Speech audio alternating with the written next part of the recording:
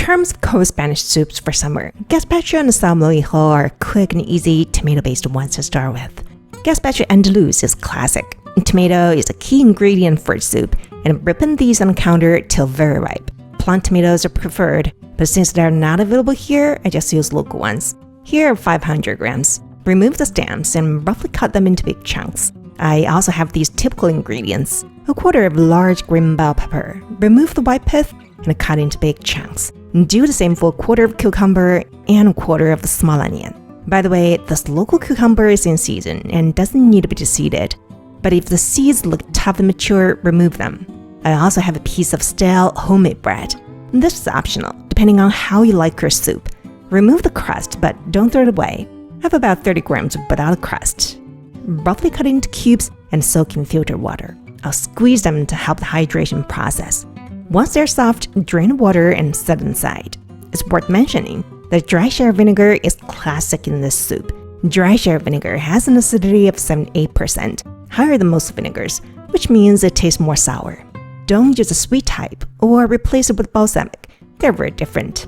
The closest replacement I've found is Chinese black vinegar. This 5-year aged one has an acidity of 5%, and this 8-year aged one has 6%. They smell totally different from the sherry vinegar, but taste surprisingly similar. And also, extra virgin olive oil as emulsifier. Super easy to make the soup. In a blender, add bread, tomatoes, cucumber, green pepper, onion, and garlic. Plus have a teaspoon of sea salt. Blend to smooth. By the way, I forgot to mention to keep all the ingredients cold. Then add 1 heaping tablespoon sherry vinegar and 3 tablespoons of olive oil. Blend again till homogeneous. I want the soup somewhere between drinkable and scoopable. If you prefer it thinner, add some water to adjust. Otherwise, just transfer it to a pitcher and chill it in the fridge for a few hours or overnight, because it's meant to be served cold in hot weather. After chilling, use a spoon to mix the soup well, and then you spread it to serve. You can see it's slightly thickened. Top with finely diced red bell pepper, cucumber, and red onion. Optionally, some cherry tomato slices. Drizzle the yogurt or cream, followed by some olive oil. A classic refreshing soup is done. You can use a spoon, but I think drinking straight from the bowl is more satisfying. But don't confuse it with salmorejo, which is thicker and uses fewer ingredients. Here I'm cutting 500 grams ripe tomatoes into smaller chunks. Prepare a tray or bowl, and to it add 120 grams dry stale bread, crust removed. Then add the chopped tomatoes and flatten a bit. Evenly sprinkle half teaspoon sea salt on top of tomatoes. The salt will draw water out of the tomatoes, which will hydrate bread underneath. I'll put a tray in the fridge for 15 to 20 minutes while the salt does its job. If a pinch bread and it easily falls apart into near the paste, it's ready.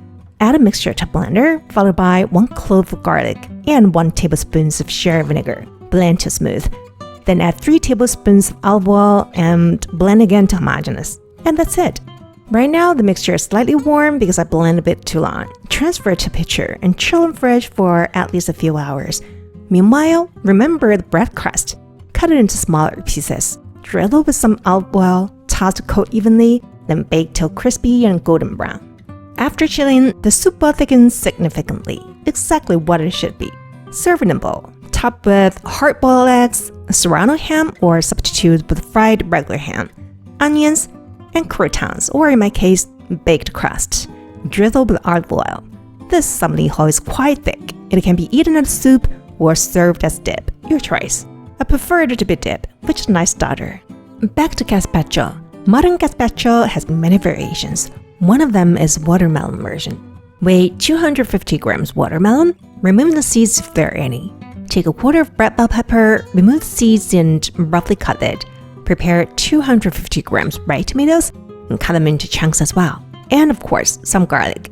Soak 30 grams stout bread in water, drain it and set aside.